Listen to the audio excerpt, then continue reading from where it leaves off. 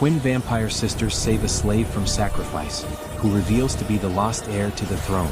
The crimson moon hung low in the sky, staining the ancient forest of Voldora in shades of blood and shadow. The night was unnaturally silent. At the center of a moss-covered clearing stood a stone altar older than memory itself. Cold iron chains rattled softly as a young man struggled against them, his wrists bound above his head, his bare feet slick with dew and ash. He was no criminal, no murderer, no monster. He was a slave. Taken from a distant land, sold from hand to hand, beaten into silence, and finally dragged here, offered to the so-called gods of desperate men. The villagers of Thornmere circled him in hooded cloaks, their faces hidden, their hearts hardened by fear and hunger.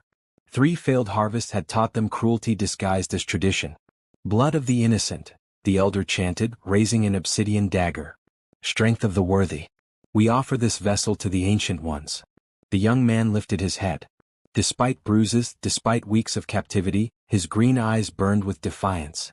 Your gods are silent, he said hoarsely. And your sacrifice will save nothing. Murmurs rippled through the crowd. Silence, outsider, the elder hissed. Your blood will restore our future. The dagger rose higher. From the shadows beyond the torchlight, 2 figures watched. They were identical in beauty, yet opposite in presence.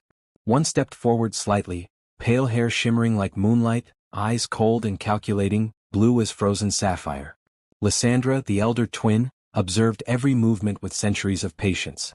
Beside her, leaning against an ancient tree, stood her sister, dark hair flowing like liquid night, golden eyes glowing faintly with hunger and curiosity. Nimra smiled, revealing the briefest glimpse of fangs. They chose a strong one, Nimra whispered. Shame to waste him. Lysandra frowned. This ritual reeks of old magic. Dangerous magic. Nimra tilted her head. You feel it too?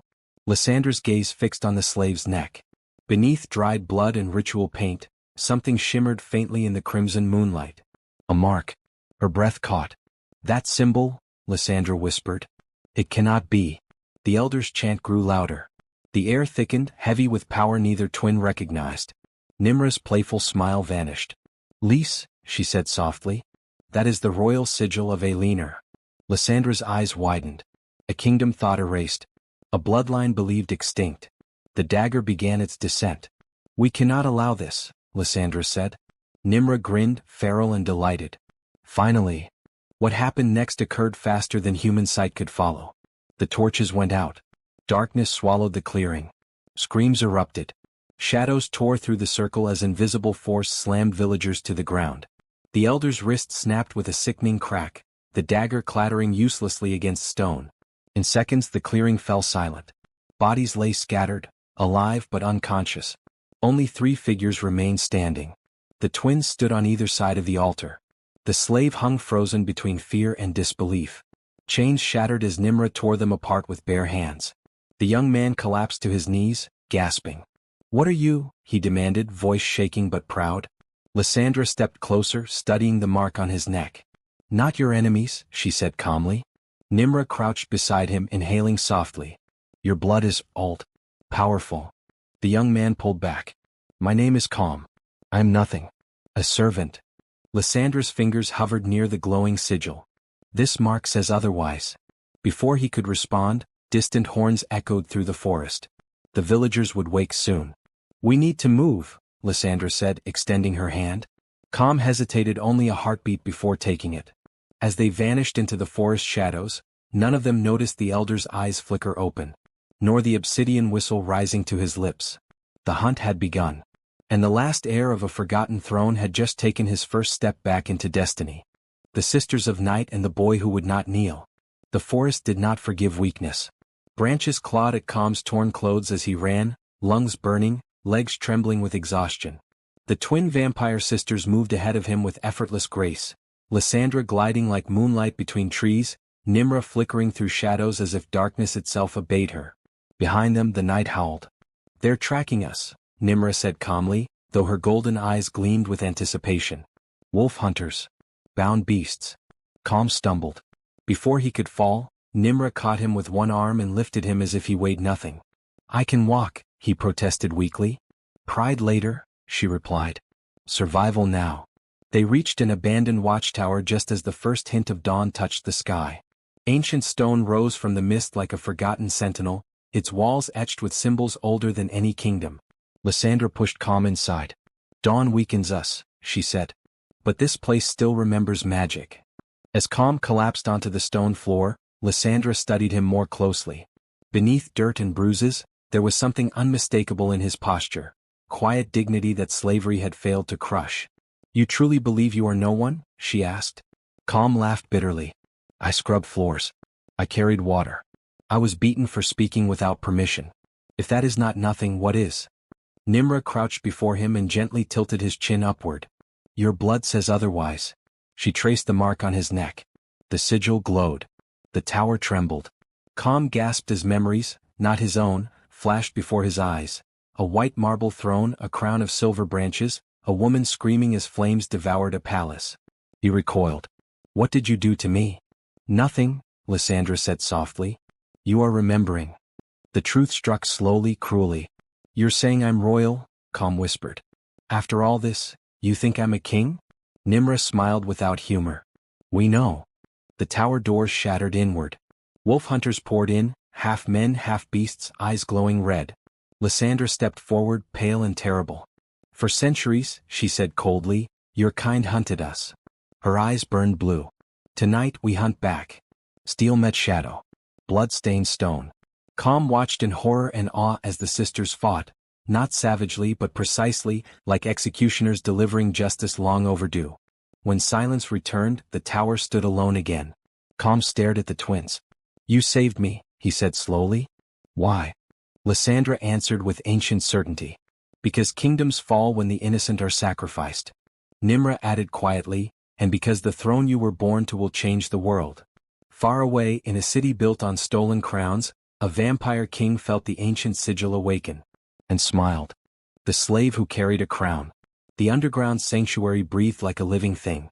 Blue runes pulsed faintly along the ancient stone walls, casting shadows that twisted and shifted as if listening. Calm stood at the center of the chamber, staring at the mirror that had just shattered his understanding of reality. A king. That was what the visions showed. Not a metaphor. Not a lie. A child stolen from a burning palace. A crown soaked in betrayal. A servant raised to forget his blood. "No," Calm whispered, shaking his head. "This is wrong. I would remember something." Lysandra watched him with quiet sorrow. Trauma does not erase truth. It hides it. Nimra leaned against a pillar, arms crossed. "And the world is very good at hiding kings when it wants to keep its power." Calm clenched his fists. Memories surged again, echoes of pain he had never understood before. His anger as a boy when Master struck him. His refusal to bow his head fully. The strange way some people hesitated before abusing him, as if sensing something they could not name. "Why didn't they kill me?" he asked bitterly. "If I was such a threat." "They tried," Lysandra replied. "But royal blood resists easy death. That is why the sacrifice was chosen. Old magic. Final magic." Silence fell. Above them, faint vibrations rippled through stone. "The hunters haven't left," Nimra said, her tone suddenly sharp. "They're waiting." "For nightfall," Lysandra added. "When we are strongest, and most visible." Calm looked between them. "Then leave me. I won't be the reason you die." Nimra laughed, low and dangerous. Listen to him. Already thinking like a ruler. Lysandra stepped closer, meeting Calm's eyes. "Running will not save you. The sigil has awakened. Every power tied to the old covenant will feel it." Calm exhaled slowly. "Then tell me the truth. All of it."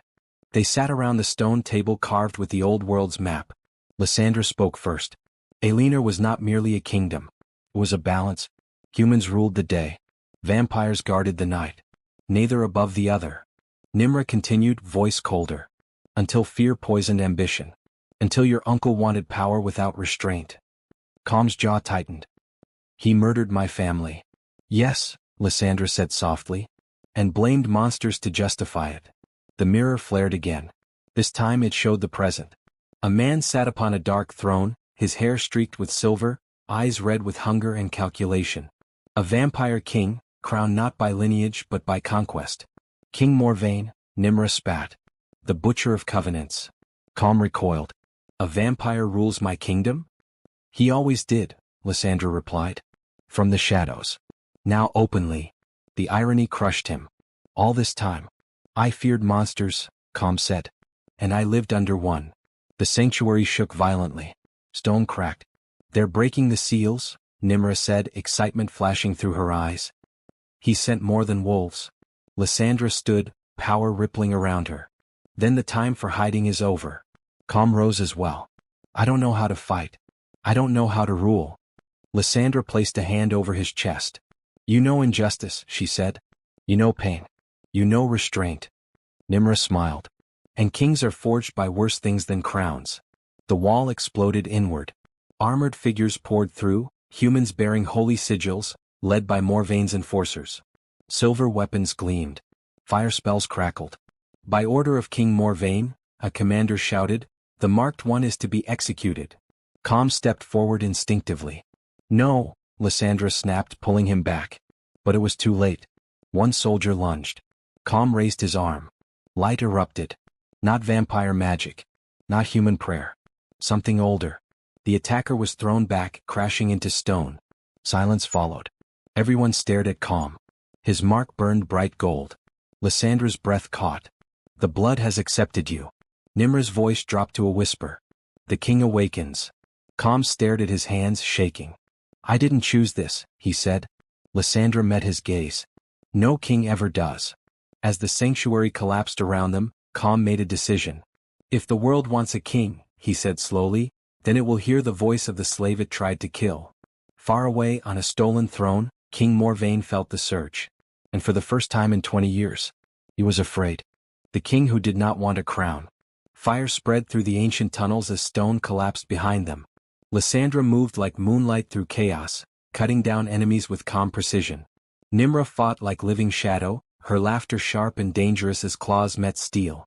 Between them, Com ran, not as a slave fleeing death, but as a man chased by destiny. They burst into the night as the sanctuary caved in. The forest burned. Silver flames licked tree bark where holy weapons struck vampire flesh. Morvaine's forces had come prepared, hunters, mercenaries, traitor vampires who had sworn loyalty to the usurper king. Enough hiding, Nimra snarled. He wants a war?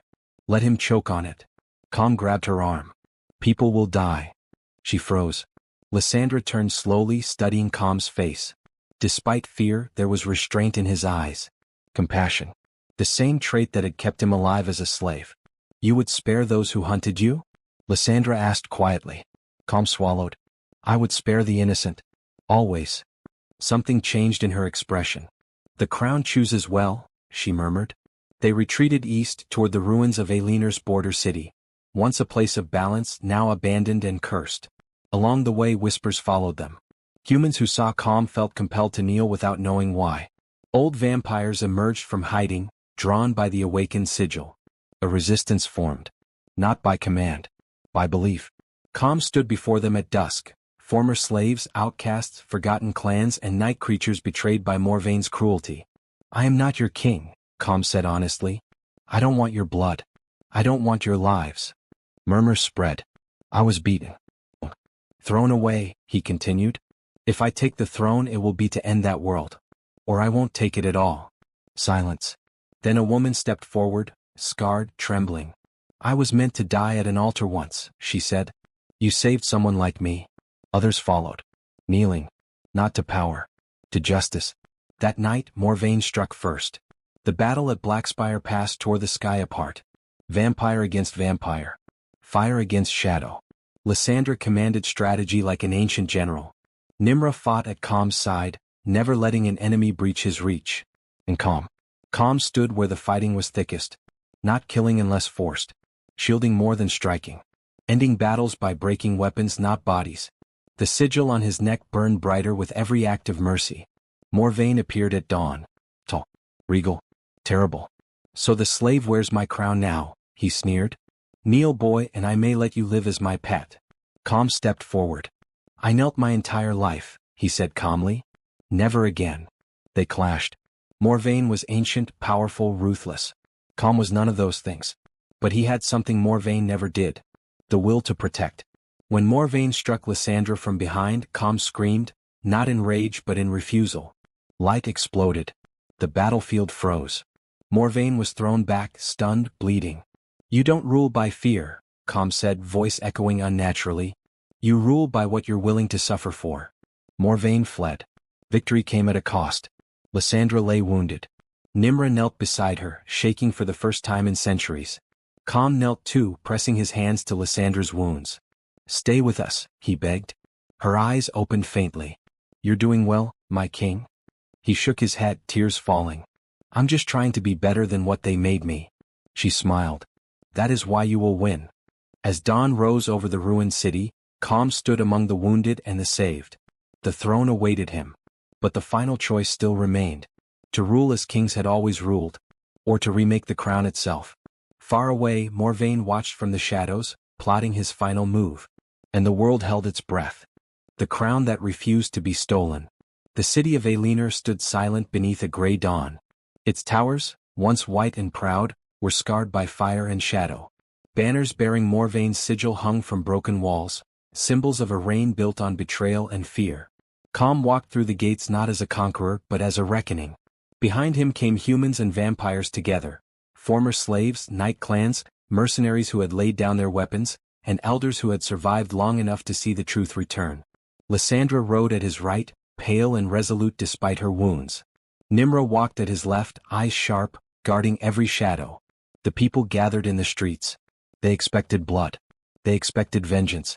Instead, they saw a man who did not raise his weapon. Morvain waited in the throne hall. He stood before the ancient seat of Aelinor, armor dark with old enchantments, crown twisted from black iron. His red eyes narrowed as Com entered. "So," Morvain said, voice echoing. "The slave believes himself king." Com stepped forward alone. "I was born a servant," he replied calmly. "You made me one." Morvain laughed. "Power is taken, boy. Not given." Com reached up and pulled the collar of his tunic aside. The sigil burned bright. Gold filled the hall.